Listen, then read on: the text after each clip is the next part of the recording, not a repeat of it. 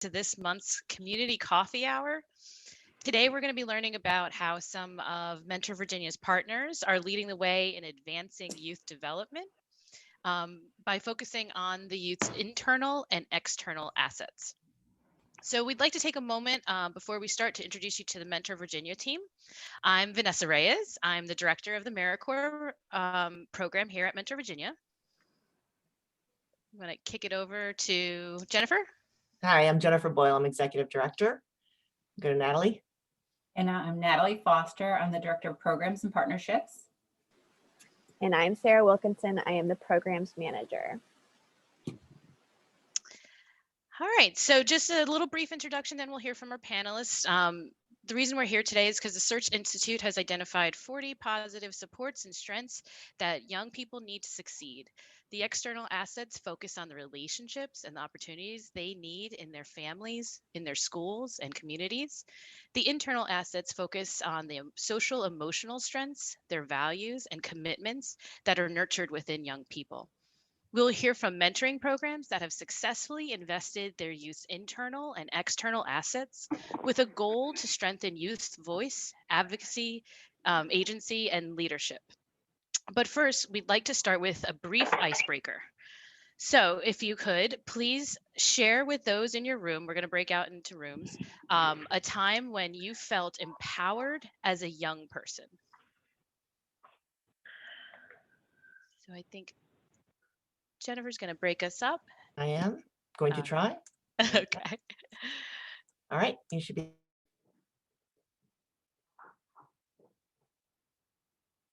And so I'm going to go ahead and introduce our panelists and their organizations, and then we'll move right into it. So today we're welcoming Tricia Howell, who is the mentor coordinator, and Yvonnia Bryant, who is the community outreach coordinator with C4K. And C4K combines mentoring and technology to prepare youth for brighter futures. We also have Lerone Joseph, who is the program manager with Mayor's Youth Academy, which provides youth with the tools and resources that help them establish careers and find pathways to find employment opportunities. And then we have Ashley Short, who is the Youth Engagement Coordinator, and Vaughn Garland, the Director of Community Programs and Partnerships with Art 180. And Art 180 provides young people with the freedom to express themselves creatively and transform our communities with their artwork, stories, and lives. So we're going to go ahead and just start right off and go to Tricia to start us off. Awesome. Well, thank you all so much. And it's great to see everyone here. And I'm actually going to turn it to Yvonnia to get us started, and then she'll pass it back over to me. All right. Hi, everyone. My name is Yvonnia Bryant. Again, I'm the community outreach coordinator at C4K as an AmeriCorps Vista member. And I'll be sharing a little bit about why we value youth voice. Jennifer kind of already told you about C4K, but I'll just reiterate it again. So C4K, formerly known as Computers for Kids, is a nonprofit in Charlottesville, Virginia, that provides STEAM-based mentoring and education, as well as 21st century skills training to local Charlottesville youth. If you're not familiar with what STEAM stands for, science, technology, engineering, arts, and math. So our youth members are so smart and talented with so much potential and endless ideas, which is why we value and support them so much, because it's up to us to ensure that they have the necessary skills and resources for brighter futures. So Youth Voice is giving our youth the opportunity to express their ideas, their thoughts, their knowledge, and their skills. Everyone is different. All of us on this call, we all have different experiences in life. So it's important that we don't overlook someone else's perspective. So yeah, at C4K, Youth Voice is already a part of what we do by allowing our youth to tinker and play around with anything in the space pre-COVID. If they start something and they don't like it, they can just walk away from it and choose to explore something else. They're not forced to do anything. So we have a wide variety of self-expression at C4K.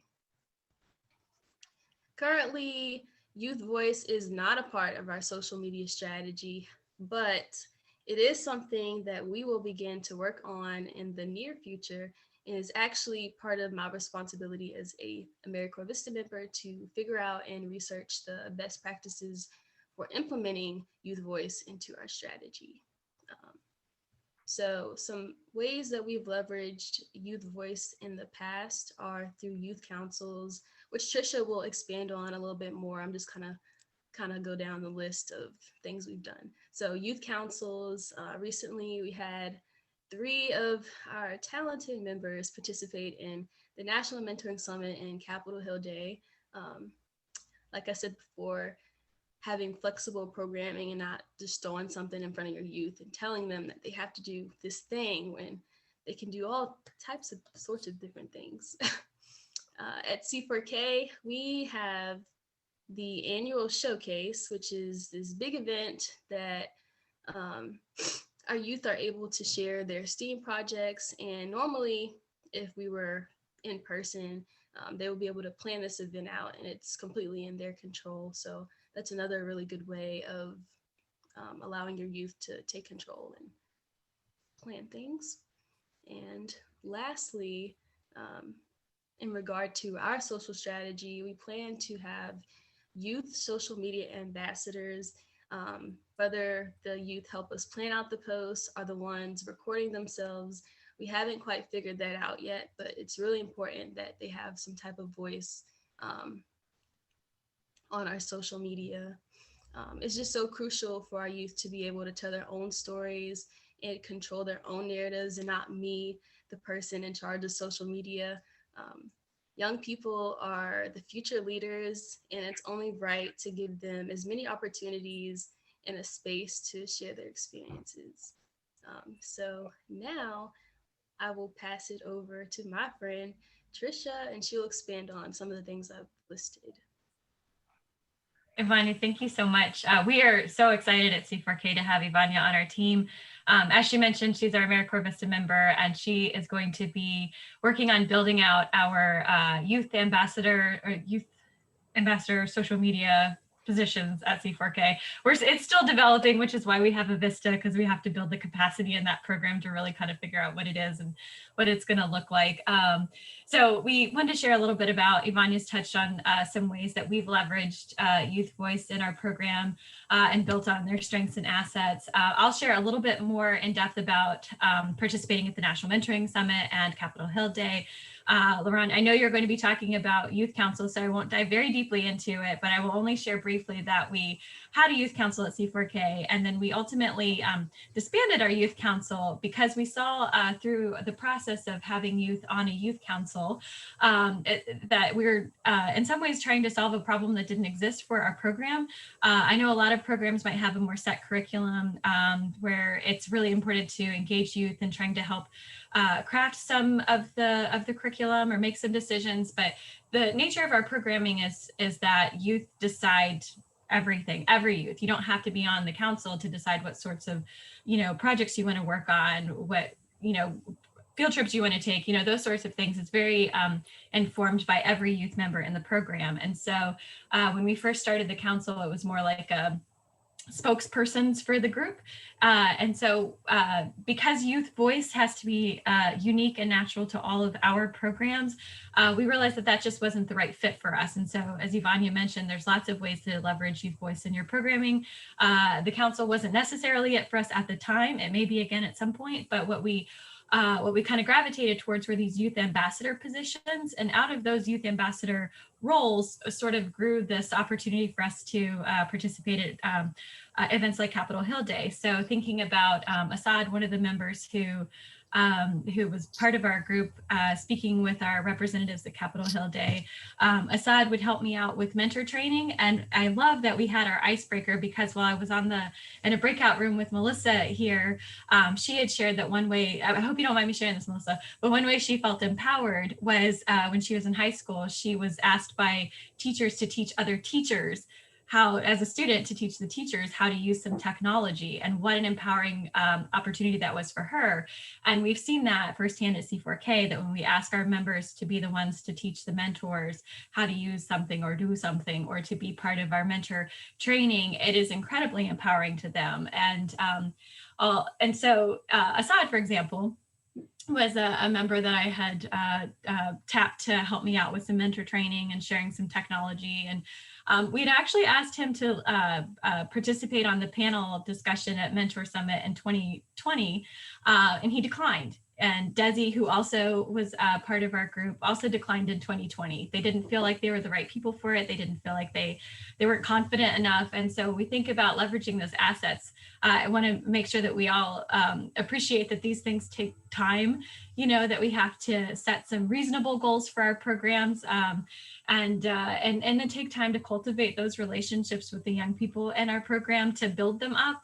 So for Desi and Assad, it started off with just leading some workshops in-house at C4K, and then over time, we were then preparing to lead a workshop at the Mentor Summit. In terms of how we prepared for Capitol Hill Day, we did a lot of practices, and it's one great way to engage your boards. And I also, Melissa, you're on a board there. I know that came up in our conversation.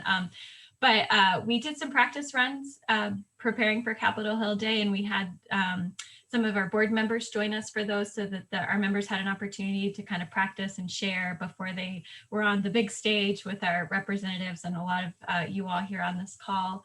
I know we're short on time, not short on time, but we have only this much time. We want to make sure we hear from other groups. But so yeah, we're looking at some ways that we can continue to leverage our members as spokespersons for not only themselves, their peers, their community, but for our programming and mentoring.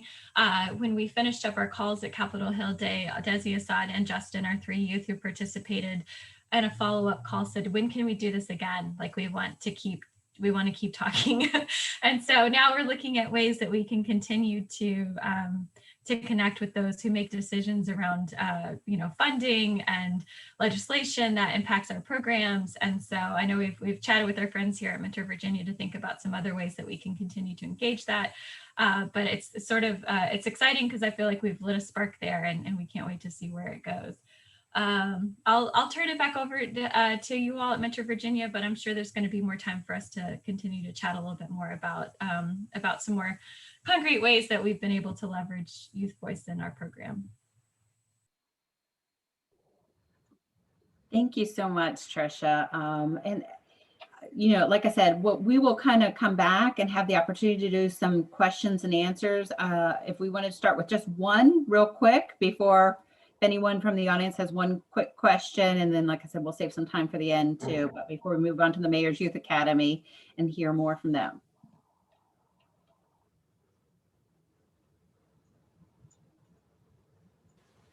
Oh, Laura.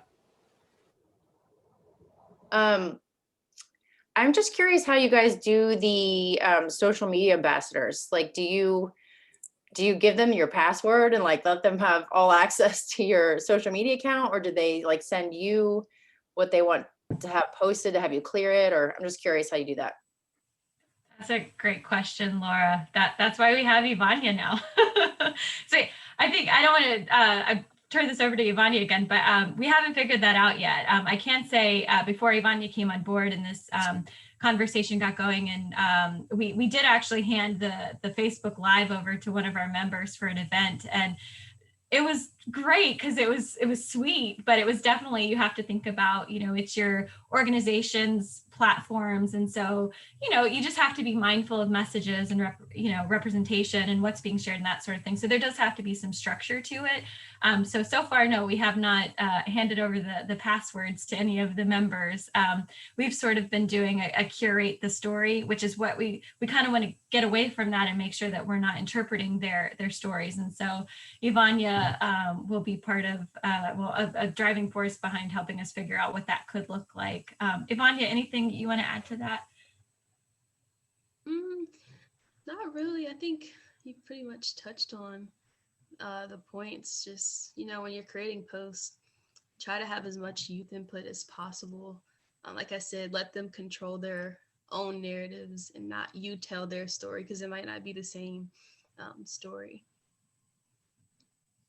Thank you so much. So like I said, we'll have a little bit more time afterwards. This point, I want to go over to the Mayor's Youth Academy and have them talk about the activism that's going on, their connection with the mayor's office, you know, how their youth are influencing the city. Awesome. Well, we are excited that we have an opportunity to join colleagues that are doing very similar work, and that definitely makes me feel good.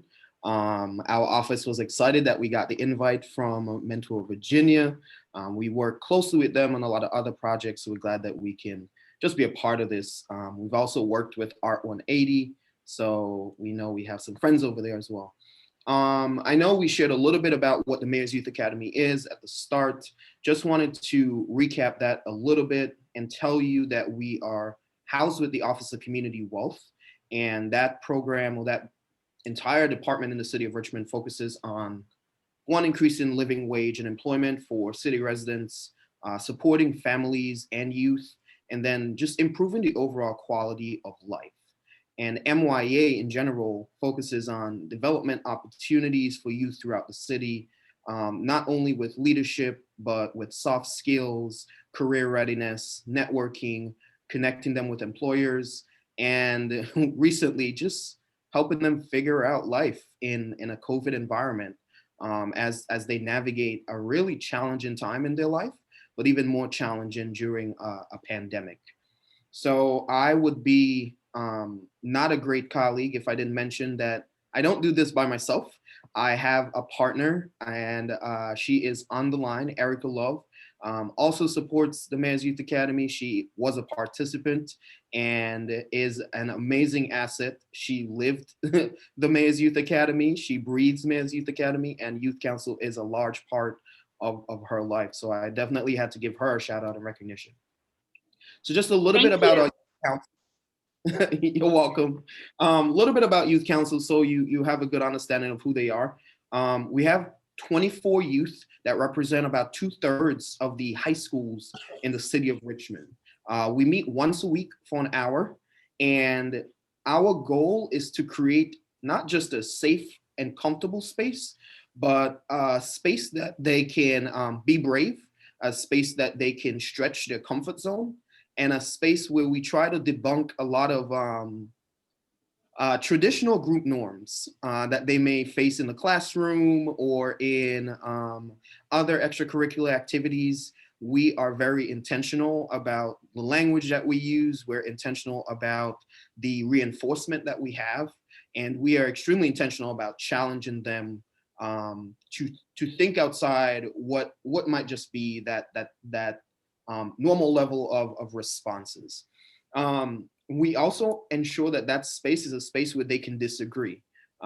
We want a role model that you don't always have to agree, that you can disagree, that they are going to be met with challenges when they step out to advocate for what they believe in, and folks are going to disagree with you. That is a part of life. That's a part of being a leader, and that's a part of advocacy. So this year we focused on 3 major topics, and I would say that we do have a plan, sort of, not necessarily a curriculum, but a plan. But what we've realized from these 3 topics of advocacy, community engagement, youth, and youth leadership, this topic of generational responsibility keeps popping up. So every week we have discussions, and it always ties back to generational responsibility. I think if you ask most of our youth why are they there, they would say because we have a responsibility. We have a responsibility to our generation, and we have a responsibility to the generations to come to make sure that we can support them effectively, that we are making decisions, that we are correcting the mistakes made by the generations before us, which is sometimes hard to hear because I'm a part of the generation before them. But admittedly so, we've made a lot of mistakes, and they recognize that, and that is really powerful. So our program is a 6-month program. It runs from the fall, September until February. And the purpose is for the youth to, at the end, come up with a proposal on a topic that they want to see change within the city. So we have divided them into 3 teams, and the topics that they're actually presenting on in this month focuses on school climate. They have touched on virtual learning in schools. And finally, one actual thing that came out was specific policies that guide actual education in the Richmond public schools. One policy was actually the dress code policy. One group did an amazing presentation about ensuring that dress codes are gender neutral, and how that always creates a divide, and it is unfair and there's a balance. So we had a great time listening to them present on that. Our youth also participate in community service. We do not pick the community service for them. That was intentional because we want them to actually go out and search and be doing something that they are passionate about, and not just something that has been given to them. Because we think that really fosters a sense of belonging and a sense of engagement, and really makes it a little bit more meaningful in terms of the work that they do. One of the ways we are using our assets, or youth as assets, is that they are able to participate in a number of citywide work groups. Right now, we've selected 5 of our youth to participate in youth violence prevention, and they are actually serving as advisors to a work group in the city, planning a week of activities geared towards youth violence prevention. So they feel really empowered because they do get to say yay or nay, or yeah, that's not gonna work, or how do you really tap into youth and engage them in a way that they are connected. So that is one empowering way. We've had a number of guest speakers at our weekly meetings to not just focus on the areas of advocacy, leadership, and community engagement, but we invited an individual to talk about diversity and social justice, and how do you advocate in those spaces. We've spoken about resiliency as a leader, and how do you bounce back when somebody says no 3 times, 4 times, 5 times. We focused on how do you present an argument, maybe when you don't fully agree with it, but that supports your generation, and you recognize it needs to be generational change. So they've had a lot of opportunities to really engage. It has been challenging in a virtual setting, keeping them engaged, knowing that they spend so much time in front of a computer screen, just like the rest of us. So that's been one of the challenges. And then setting boundaries, I think, is important not for our youth per se, but for the rest of the city and how they want to engage our youth. Because I love to hear that the youth decline to participate in something knowing that they weren't ready. We often have to decline a lot of invitations sometimes, and it's challenging telling the mayor's office, I don't think this is the right fit for our youth, or maybe next time. But it's important that we protect them and make sure that they feel ready and they are prepared to be in the spaces, and not just setting them up for not necessarily failure, but forcing them to be in spaces that we think are most important. We let them have that voice, and if they say yes, they say yes, and if they say no, then we fully support them in that realm. But that kind of sums up what we're doing. We are excited.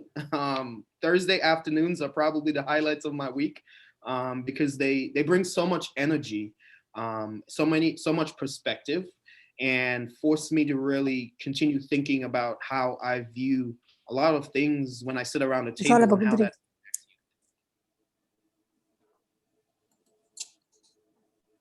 that's us. Thank you so much. I heard so many powerful things, and really even we're going to discuss this a little bit more, how we're helping youth be prepared. I mean, that's a reoccurring theme, whether there be training, or I really liked how some of these topics about resiliency, being ready to be challenged, if someone disagrees with you, things like that. That is very powerful. Before we move on to our Art 180 guests, I wanted to see if anyone had a question.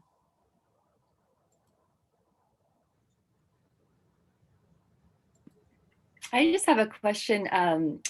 about the presentations that you mentioned the youth are giving at the end of each 6-month period. Are those available to the public? Like, could other youth who are in mentoring programs watch those, or is it just internal with your program?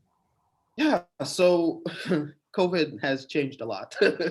So ideally, they would have been presenting to city council, city officials, the mayor's office. But we had a little bit of delay in January because of the pandemic. So they're really just presenting those to their peers and then doing questions and answers. Our hope is to select one of the groups and actually invite some of our OCWB colleagues and then city officials to have that presentation done to them. So ideally, we would have invited community members, partners to listen to some of those presentations, but this year it's just it's just different, unfortunately. Yeah, that makes sense. Thank you. Thank you. So, like I said, I wanted to give the floor over to Vaughn and Ashley with Art 180 to kind of give a little 10-minute presentation about how youth are being engaged in their program, and then we'll go on with some more questions and answers. Great. Well, thank you so much. It's a pleasure meeting everyone and being here this morning. Is it okay if I share a screen? Sure. Great. We have a little presentation for you. Can you see my little image of Chris and our youth here? Great. I'm going to kind of tag team with Ashley. Go through our little presentation. Want to also acknowledge that our deputy director, it seems like Nicole Jones, is in the room. So I'm really excited to see Nicole this morning. She's been doing incredible work over at R180, and I hope that she'll have a moment to talk as well. But just to let you know a little bit about R180, you know, we've been in this city working for about 22 years, going on 22 years, I think, at this point. Our goal is to encourage and hold space for youth to be themselves and be creative. And that means a lot, and that is a wide variety of type of work. But we do it, and we've got a small staff, but we also engage with the work through our mentor artist. So Ashley, if you would kind of just go on and tell us more about our how it all works. Yes, thank you, Vaughn. So again, hi everyone. My name is Ashley, and I am the Youth Engagement Coordinator at R180. And so how this works, so R180 typically partners with various service providers and community organizations. One of them you all might be familiar with is Next Up. We also do collaborations with other community organizations who are doing similar work to bring the arts and advocacy together with their youth. And so we work with young people ages 8 through 19. So that's what 4th grade through seniors in high school. And so our elementary and middle school youth are a part of our community group. And then all of our teams are a part of our Atlas Teen Center or our art gallery. Currently where everything's virtual, but typically they would be taking classes at the art gallery, where our younger folks will be taking classes at their particular partner sites or at their school sites. Great. And so the thing about our gallery is that it is one of the only places in the city that's devoted to youth work, the exhibition of youth work. You know, as artists, the process of art is that you're also showing and you're showcasing the work and the hard work that you do every day. And built in within our mission is the ability for our youth to have that space for themselves, to be able to showcase the work that they do with their artists. And so every month or so, you know, before COVID, we were seeing exhibitions from our youth, our programs going on. And so we would have 13 or so programs during a week, and sometimes 16 different programs in our community during a week. And then on top of that, 4 different programs for our teens. And so you would see a lot of work going on in that exhibition space. And we also would have events kind of built around that exhibition space. And so youth can come and just hang out with their families and friends, you know, celebrate their voice being shown to the whole city. Part of that gallery is also, it is an open space for you to just come and be. And so you would see kind of pop-up hip hop nights and, you know, spoken word events and so on and so forth. And everything is led by our youth. And so while we're trying to program, our programs are really fed by the voices of our youth, and the youth are telling us how to be and what to do. And we open our arms to that. And so we're excited that we are a gallery for the youth in the city. Ashley? Yeah, so here I'm not even gonna read all of that, but these are something we like to say our core, our value of Art 180. And so these are the things that we believe in. And this is all immersed in the work that we do, down from the programming aspect all the way to operations. Everyone on staff stands by these values and the work that we do. So it's young people, of course, creative expression, of course, because art, communication, which is really important, compassion, which we all know is very critical, especially when working with youth, having compassion, having empathy, right? Community, which is also important, especially being welcomed by the community and having them embrace us, and then we embrace them as well. And then also change, which comes into that advocacy part. And so really everything we do, like I said, is involving these values. And so right now, I feel like ever since COVID has started, we're really honing down on these and how we can do these, especially in a kind of, once we first thought it was a difficult space, but now we're kind of figuring this virtual world out. We're starting to begin to kind of flesh these out a little bit more, and how we can kind of make these work for us, but also how we can bring everybody in holistically and to center on these values so we can do the work that we do and have the space that we create for our youth. Exactly. And I think probably one of the most important ones is that idea of change. You know, a lot of those values we're seeing that because of COVID, we're having to reassess what those values are. And change has been, along with everybody else, change has been kind of the theme of 2020. And I think that, you know, in the past several months, we've made some really big leaps at Art 180, and I'm excited for them.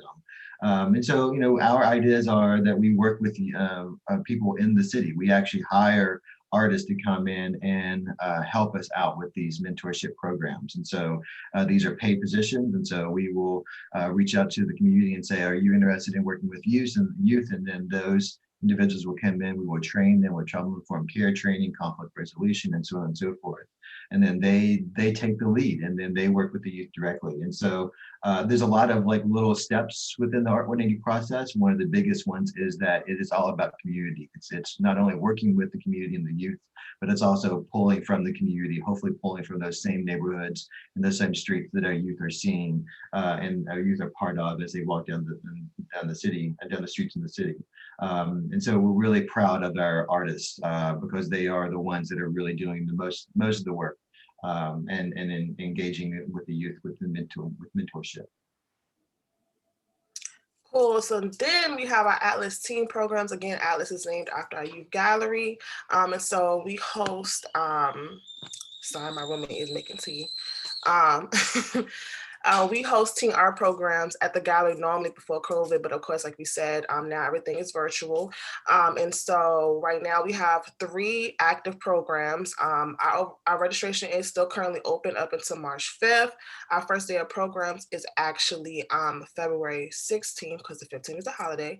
And so the programs that we have hosted this year with this session is one, Creating a Moment, which is a more visual painting class, which is hosted by our program leader, Khalib Thompson. He is super dope. He works very, very well with our youth. And that's something that's important for us too. When we hire program leaders, it's not that they may be talented artists, but also having the capabilities to connect with our youth and also be, even though they're not mentors, but they have a mentoring kind of relationship when it comes to art inside a program. So that's one way that we also incorporate mentoring in our programming.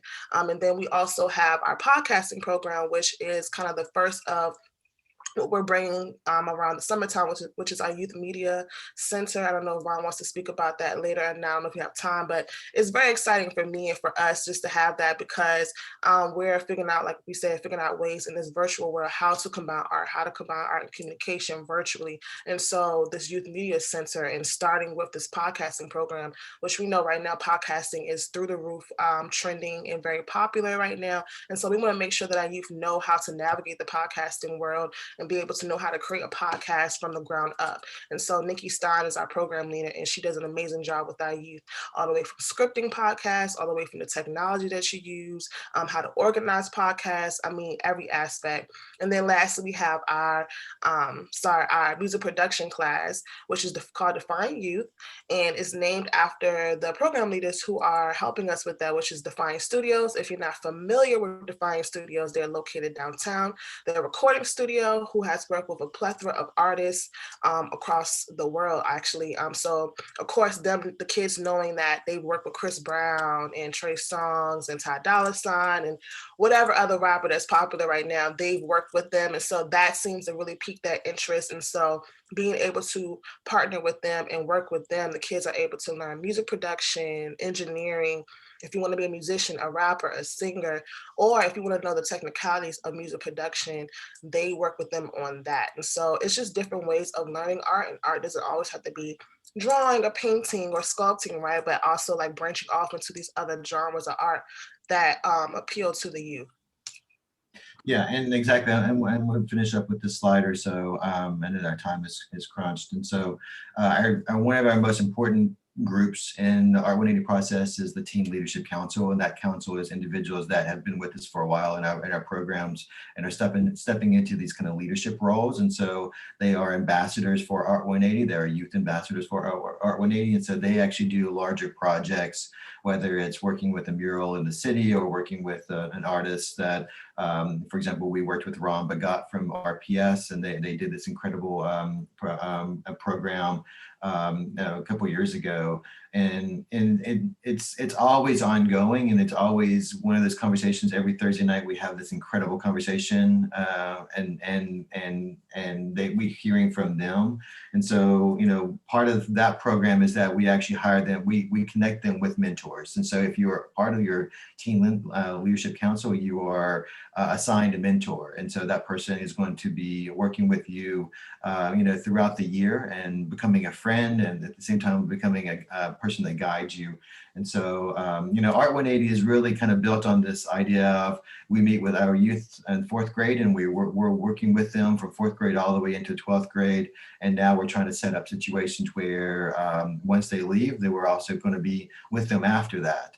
And so 2 things to add to that, I know we have to go, is that one, we are looking at a residency program starting this summer for youth in the city, working with an artist. And Ashley, as Ashley was saying, we have a youth media center that's being built right now. And our idea of youth voice is really going to be playing out in that new youth media center, where it's all about podcasting, filmmaking, and radio, and so on and so forth. And so job training skills are built within that too. I'm really excited about connecting with you, and I look forward to any questions you might have. Thank you so much. And thank you, Ashley, very much. Thank y'all. Yeah, we want to take one question here from the group. I have a question. Yes, I think that the 180 art is fantastic. My question is, what transferable skills do the children acquire in this program? That's a really great question. And so each program is going to be different. And so, for example, like you have, you know, one program that might be drumming, one program that might be, you know, painting, and so on and so forth. And so you have the hard skills that's being learned, for example, in those things where you are learning that, you know, you can learn how to paint, or learn how to draw, so on and so forth. But you're also learning that, you know, there's an avenue for you after you get out of school, because you can start your own business in a design firm, and so on and so forth. We hire from the community, and so we're hiring those individuals that are actually making money doing what they love doing, being creative. And so you might see somebody that's has their own you know, fashion line, or so on and so forth. And so those people are also within those programs teaching you about fashion, but they're also teaching you how to start a job. And at the same time, like we're looking at folding in even more job training skills. And so hopefully when you leave, you're not only leaving knowing about your identity and knowing about who you are as a person and feeling comfortable with you as a person, but you're also feeling that you have an avenue once you leave the program, once you leave school, to be that strong individual in the community and make those creative spaces because you have a job potentially waiting for you in that specific field you're interested in. Great. Thank you so much. And like I said, some of the reoccurring themes that I'm hearing are that throughout all of these programs are just providing space for these young people to be brave, as you mentioned, stretch their comfort zone, really seeing that the empowering part is that someone believes in you, right? And so that they've given them real opportunities that usually are left for adults in the community, but that to see young people empowered, offering them support and training throughout this, even if it means conflict resolution, and also, recognizing their talents and skills and journeying next to them. You can see throughout these programs that they're not just leaving them there.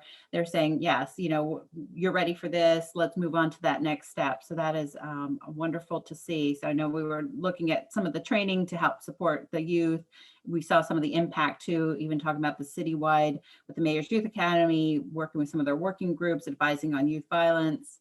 And this time too, I wanted to open up to the group if there is someone else that has a success model that they wanted to share from their organization.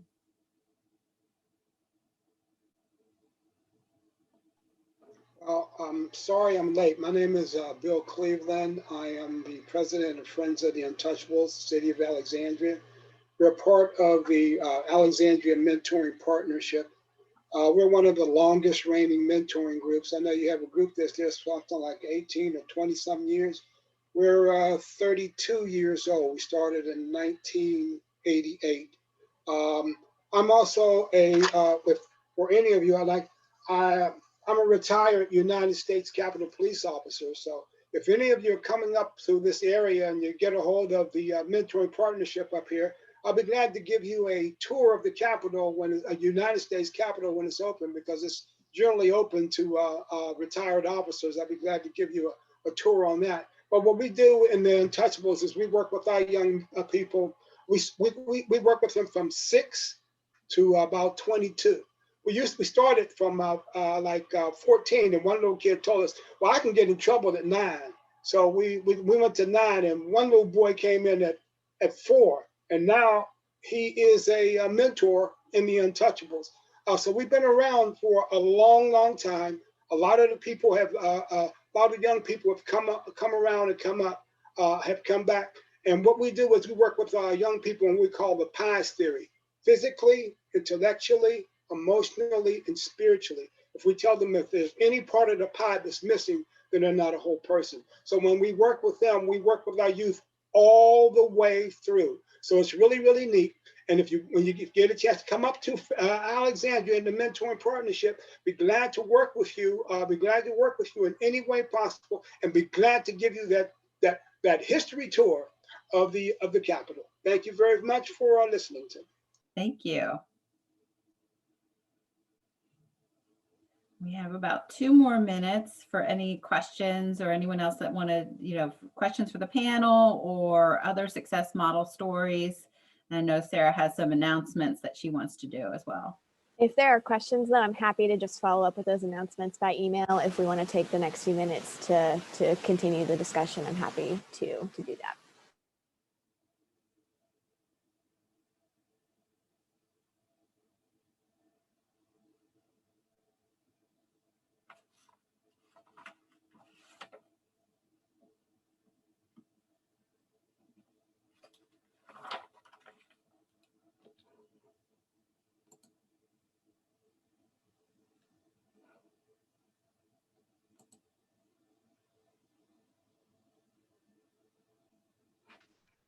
Hi, I have a question for Lerone. You were talking about one of the challenges that you had was just youth engagement, kind of getting the youth on to want to look at another screen yet again in their day.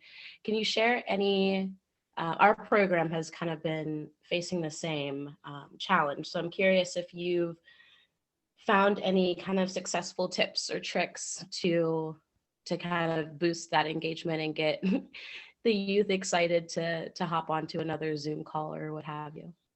Yeah. So one, we are intentional about sharing what's happening a week ahead of time, so that they know what's coming up.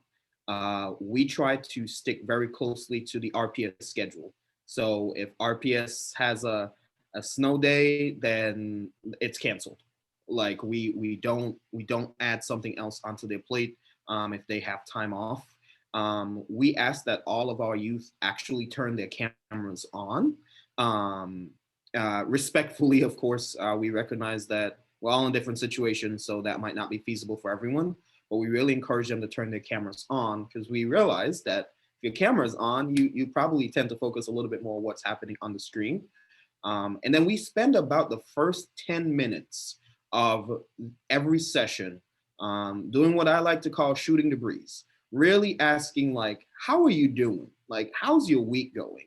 Like, use one word to describe your day.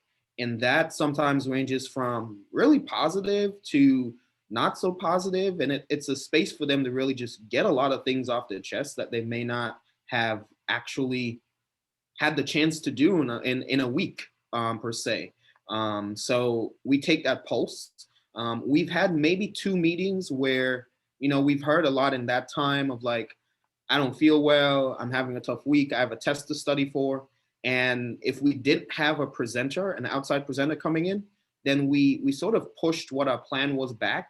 We had open conversation and we ended early and we said, take this 15 minutes back and like, it's your time.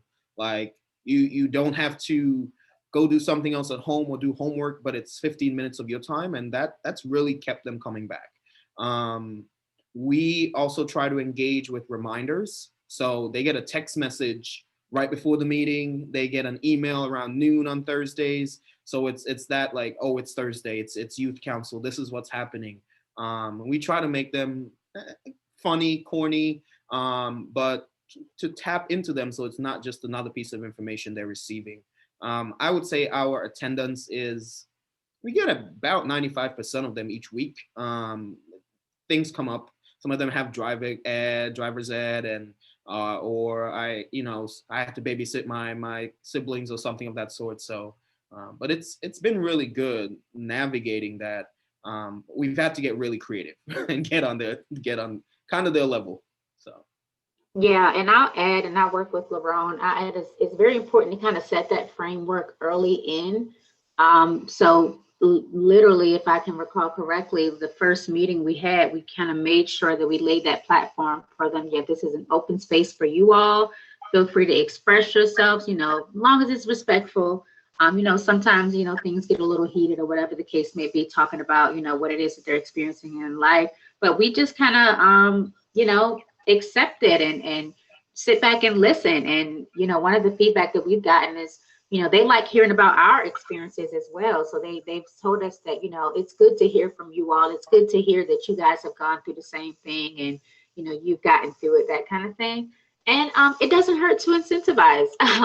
So they receive a monetary stipend at the end of our program. And of course, attendance is mandatory and is contingent upon the amount is contingent upon their attendance. But even still, they still have a good time when we meet. They still get a chance to, especially nowadays, just have that exchange between other students across these different schools and everything. So like I said, just kind of laying that framework early on in the process has helped us a lot.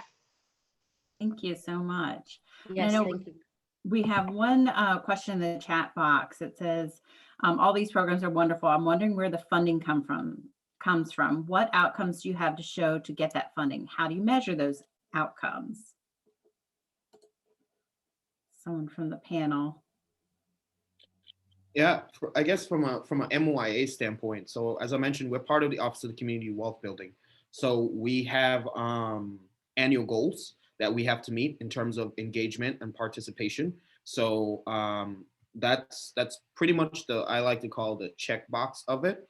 Part of this year's program is that we are doing a formal assessment of our youth and their participation, and we will share those results as well as a way to, one, show the success of the program, but also so that we can request to increase the program and funding for the program.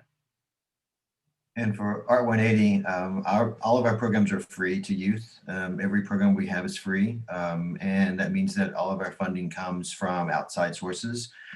We have a very strong community, here in Richmond that's very supportive of Art 180 and the work that we do. We also do a lot of grant writing and fundraising through grants. Nicole can always talk to you more about what we do in that sense, because Nicole is very active and engaged in that way. At the same time, with how we document the successes and failures of our programs is we ask our youth. So our youth fill out a survey. They go through a process of evaluation.